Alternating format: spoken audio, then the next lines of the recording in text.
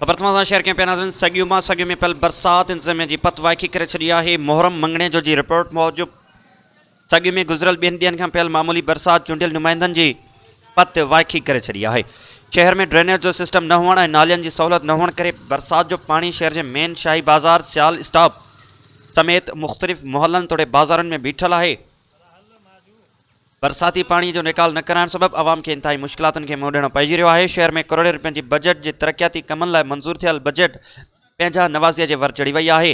तरक़ियाती कमनि में मेरिट ते कमु न थियण ते सगियो ऐं भरपासे वारनि इलाइक़नि में मामूली पियल बरसात चूंडियल नुमाइंदनि खे आईनो ॾेखारे छॾियो आहे।